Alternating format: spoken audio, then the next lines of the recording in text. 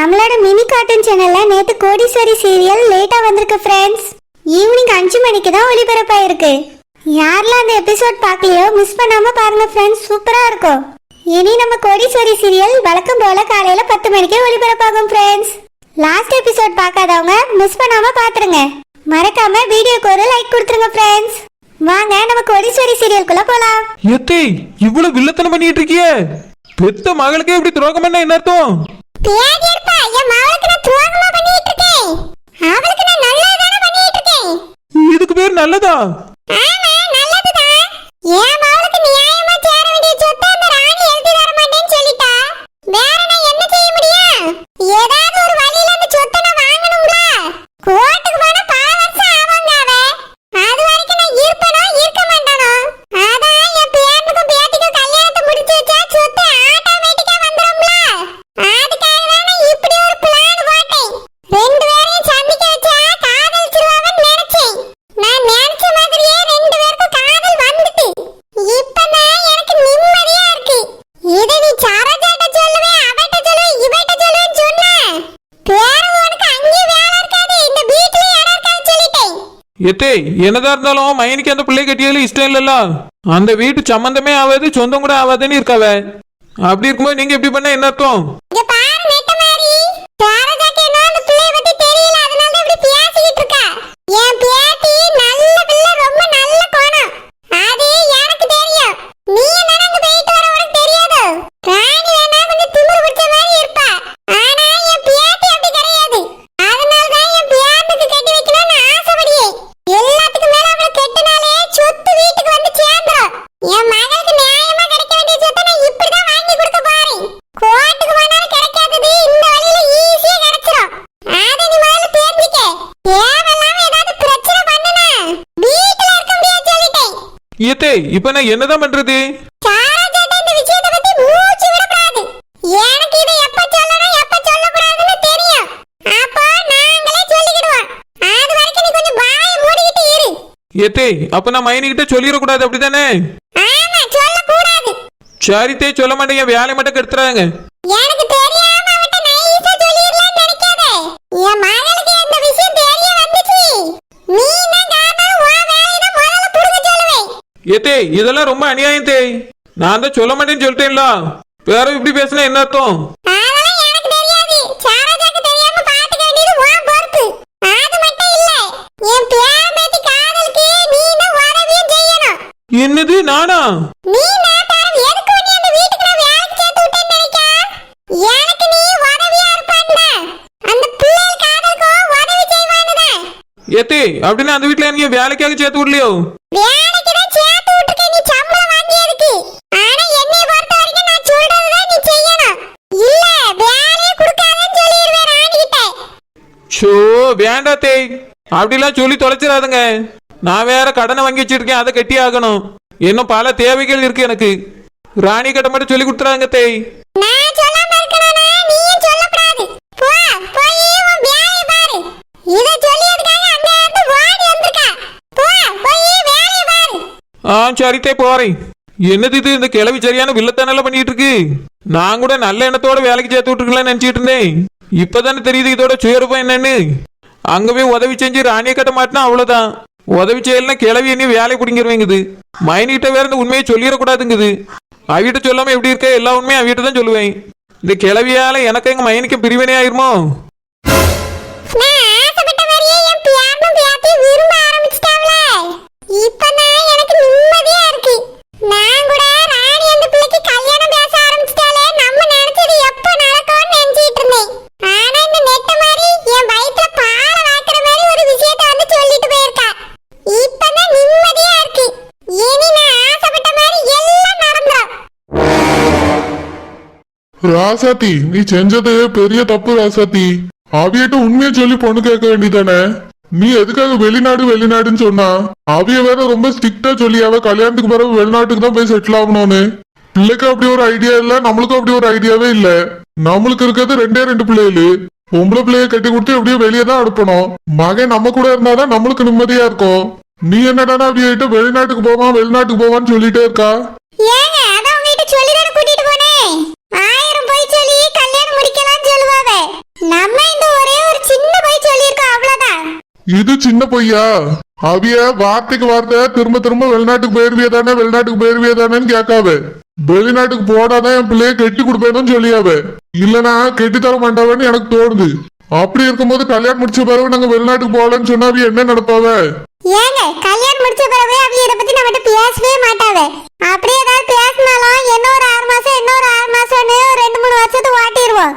அதுக்கு பிறகு கேட்டோம்னா எங்களுக்கு போக இஷ்டம் இல்லை, நாங்க இங்கே இருந்துட போறோம்னு சொல்லுவோம். கல்யாணம் முடிச்ச பிறகு யார் என்னங்க செய்ய முடியும்? அதெல்லாம் பாத்துக்கிட்டலாம், ஒரு பிரச்சனையும் வராது. நீ பண்றதே சரியில்லை ராசாத்தி. கல்யாணத்துக்கு பிறகு எதுவும் பிரச்சனை வந்துடாம சொல்லிட்டேன். ஏங்க அந்த பிள்ளைய பாத்தியெல்லாம் எவ்வளவு அமைதியா வந்து நின்னுச்சுன்னு. அந்த பிள்ளை நம்ம எங்க இருந்தாலும் அது பாட்டுக்கு தான் இருக்கும். அந்த ராணி தான் ரொம்ப ஆடியா வெளிநாட்டுக்கு போனோம்னு. அதனால அதெல்லாம் நீங்க கண்டுக்கிடாதங்க. நான் வேணா ஒரு நாள் அந்த பிள்ளைய பார்க்க போயிட்டு அதுகிட்ட சொல்லிட்டு வந்துடுறேன். நம்ம வெளிநாட்டுக்குலாம் போகலாமா, இங்கதான் இருக்க போறோம்னு சொல்லி.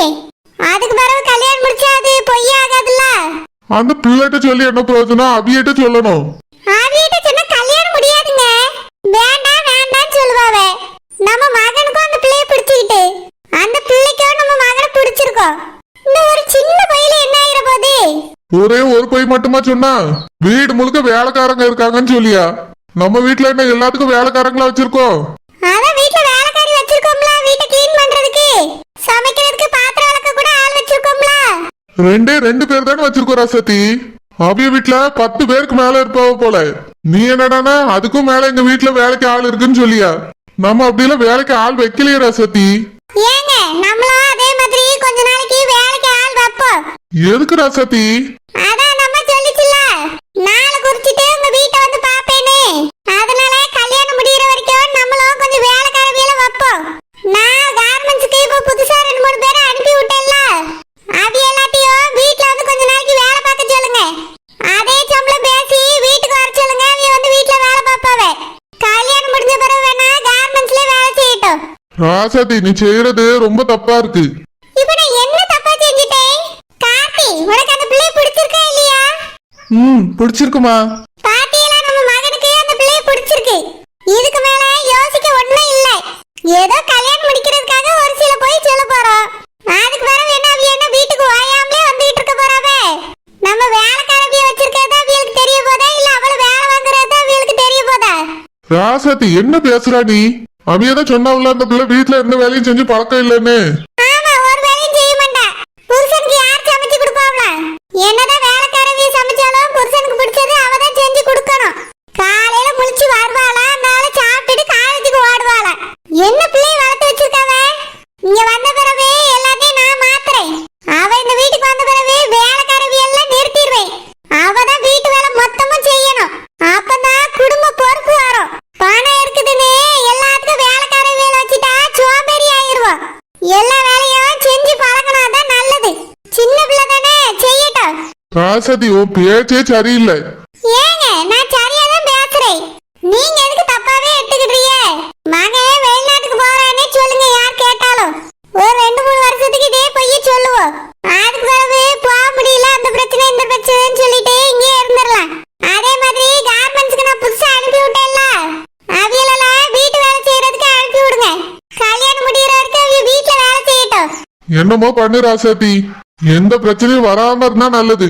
நம்ம மகன் வாழ்க்கையில மட்டும் ஏதாவது பிரச்சனை வந்துச்சு அப்புறம் நான் மனுஷனா இருக்க மாட்டேன். எந்த பிரச்சனையும் வராது, நான் பாத்துக்கிட்டேன். இந்த பஸ் வேற நேரத்துக்கு வந்து தொலையவே மாட்டேங்கி. நடந்தே போக வேண்டியதா இருக்கு, நடந்தே வர வேண்டியதா இருக்கு.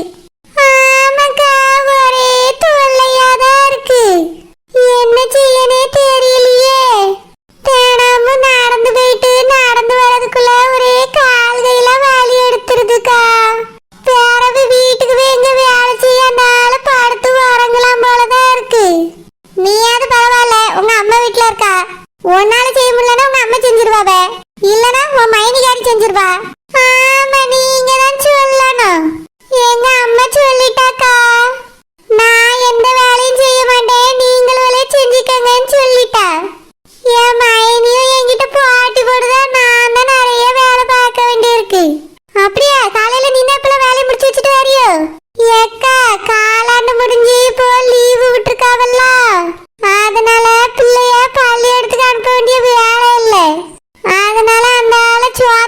பொங்கி வச்சுட்டு நான் பாட்டுக்கு வேலைக்கு வந்துடுறேன்.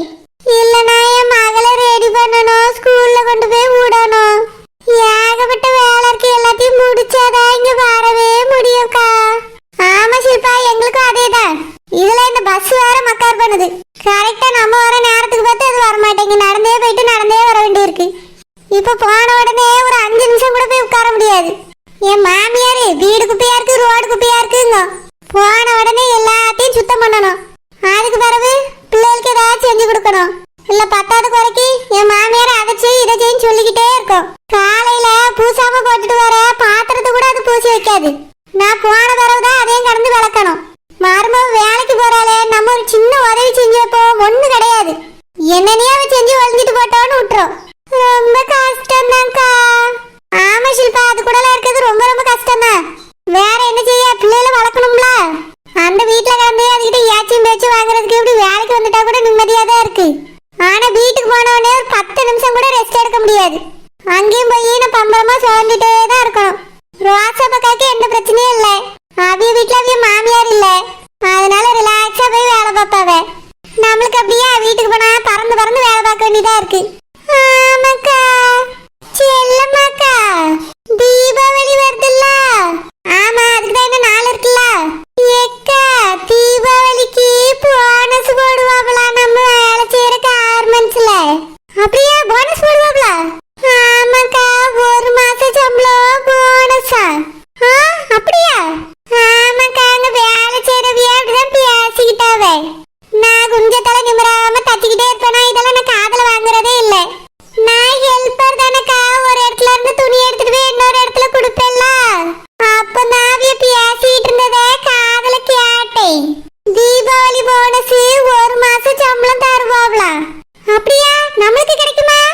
கிடைக்கும்க்கா, நம்மளும் வேலை தானே பார்க்கும். இல்ல ஷில்பா, நம்மளே இப்பதானே புதுசாக வேலைக்கு சேர்ந்திருக்கோம். வேலைக்கு சேர்ந்து இன்னும் 1 மாச சம்பளத்தை கூட கையில வாங்கல. அதுக்குள்ள பார்த்தா தீபாவளி வரப்போகுது. எப்படி நமக்கு தீபாவளிக்கு போனஸ் கிடைக்கும், தருவாங்களா? ஆமாக்கா, இப்பதான் நானும் இதை பத்தி யோசிக்கேன். போனஸ் தருவாங்களான்னு தெரியலையே. எனக்கு என்னமோ தரமாட்டான்னு தான் தோணுது. ஏன்க்கா அப்படி சொல்றிய? நம்மளே இப்பதான் சேர்ந்திருக்கோம், இன்னும் 1 மாசம் சம்பளத்தை கூட வாங்கல. அதுக்குள்ள எப்படி 1 மாசம் போனஸ் தருவாங்க? டவுட் தான் ஷில்பா.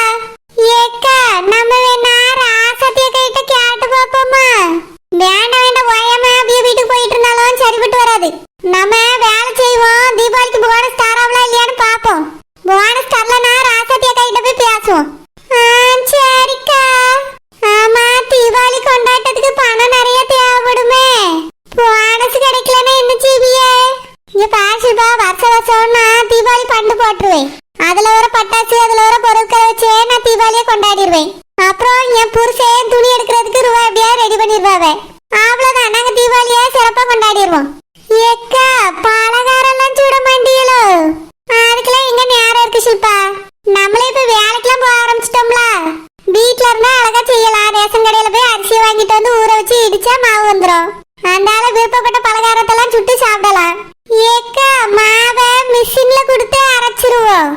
பலகாரத்தை சுட்டு சாப்பிடலாம்க்கா. அப்பதான் நல்லா இருக்கும். கடையில வாங்குறது அவ்வளவு நல்லாவே இருக்காதுல்ல.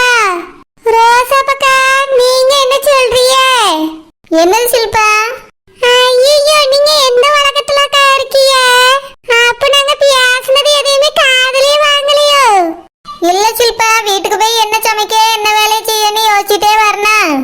அதான் நீங்க 2 பேரும் பேசுறதே காதலே உளையல. ஏக்கா, தீபாவளிக்கு பலகாரம் கடையில வாங்க போறீங்களா இல்ல சுட போறீங்களா? வீட்டுல தான் செய்யணும். எப்பவுமே வருஷ வருஷம் நான் வீட்டுல தான் செய்வேன். இந்த வருஷம் வேலைக்கு வேற போறேன்ல, கண்டிப்பா செய்யதான் செய்யணும். சரிக்கா, அப்ப எல்லாம் ஒன்னடியா செய்வோமா? ஒன்னாவா? ஆமாக்கா, ஒன்னா செய்வோம். ஆளுக்கு கொஞ்சம் கொஞ்சமா பிரிச்சு எடுத்துக்கிடுவோம். அப்போ ரூபாயை எல்லாரும் ஒண்ணு போல போடணும்ல. ஏக்கா, அதான் தீபாவளி பண்டு போட்டுக்கோம்ல, அதை வாங்கி பலகாரம் செய்வோம்க்கா. பத்தாததுக்கு ரேஷன் கடையில கொடுப்பாங்கல்ல பச்சரிசி, அதையும் வாங்கி செஞ்சிருவோம்.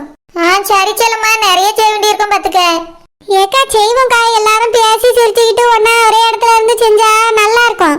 தனியா கிடந்து செஞ்சாதான் ஒரே டென்ஷன் ஆயிட்டே இருக்கும். பொதுவா ஒரு இடத்துல விறகடுப்புல செஞ்சிருவோம்க்கா. சரி செல்லம்மா, செய்வோம். நெட்டமா